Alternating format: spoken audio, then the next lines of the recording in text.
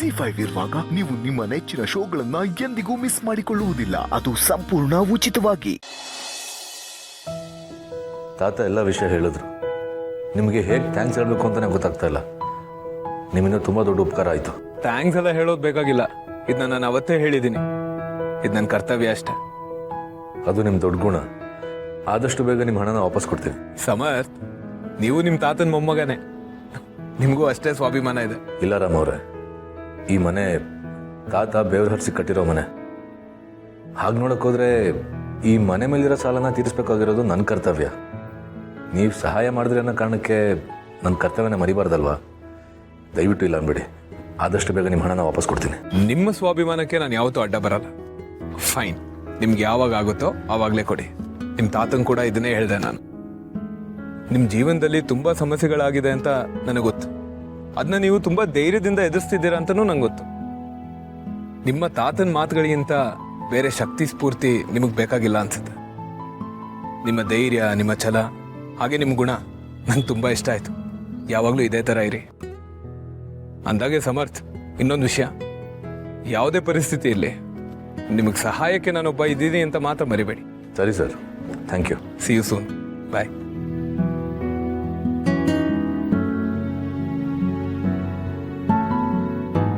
ಸಮರ್ಥ್, ನೀನು ಅನ್ಕೊಂಡ ಹಾಗೆ ಅಮ್ಮನ ಹೆರಿಗೆನ ಬಾಣಂತನನ ಎಲ್ಲ ಇಲ್ಲೇ ಮಾಡ್ಬೋದು. ಹೌದು, ಅಮ್ಮನ ಹೆರಿಗೆ ಚೆನ್ನಾಗಾಗಬೇಕು.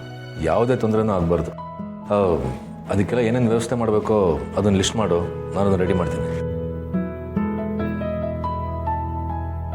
ತಾತ, ನೀವು ಸಂಧ್ಯಾ ಅವ್ರ ಮಾವನ್ನ ಮನೆಯಿಂದ ಆಚೆ ಹಾಕ್ಬಾರ್ದಿತ್ತು. ಏನೇ ಆಗಲಿ ಅವರು ನಮ್ಮನೇಲಿ ಒಬ್ಬರು. ಅವ್ರನ್ನ ಈ ವಯಸ್ಸಲ್ಲಿ ಆಚೆ ಹಾಕಿದ್ದು ನನಗೆ ಯಾಕೋ ಸರಿ ಕಾಣಿಸ್ಲಿಲ್ಲ. ಅವ್ರ ತಪ್ಪು ತಿದ್ಕೊಳ್ಳೋಕ್ಕೆ ನೀವು ಒಂದು ಅವಕಾಶ ಕೊಡ್ಬೋದಿತ್ತು. ಅದರ ಬಗ್ಗೆ ನಾನು ಯೋಚನೆ ಮಾಡ್ತೀನಿ. ನೀನು ತಲೆ ಕೆಡಿಸ್ಕೋಬೇಡ. ಹೊರಟಿದೀಯಾ? ಹೊರಡು. ಸರಿ ತಾತ, ಬರ್ತೀನಿ.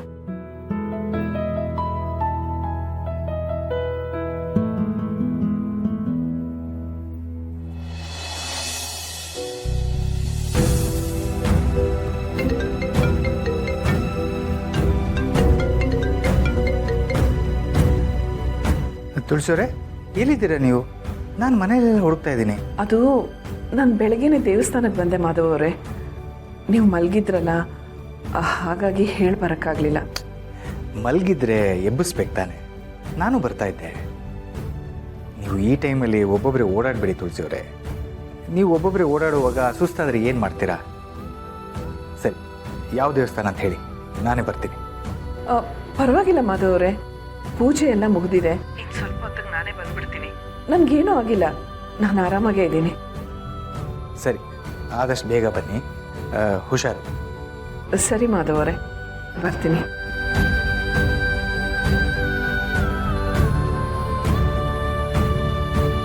ನನಗೆ ಕ್ಷಮಿಸ್ಬಿಡಿ ಮಾಧವ್ ಅವರೇ. ನನಗೆ ಸುಸ್ತಾಗ್ತಾ ಇತ್ತು, ತುಂಬ ಹೊಟ್ಟೆ ನೋವಾಗ್ತಾ ಇದೆ ಅಂತ ಹೇಳಿದ್ರೆ ನೀವು ಗಾಬರಿ ಆಗ್ತೀರಾ. ಅದಕ್ಕೆ ನಿಮ್ಗೆ ಹೇಳ್ದೆ ಬಂದ್ಬಿಟ್ಟೆ. ತುಳಸಿ ಅವರು ನಾನೇ ಡಾಕ್ಟರ್ ಕರೀತಾ ಇದ್ದಾರೆ.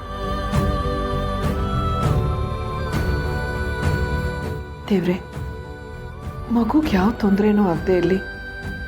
ಮಗು ಬೆಳವಣಿಗೆ ಆರೋಗ್ಯವಾಗಿರಲಿ.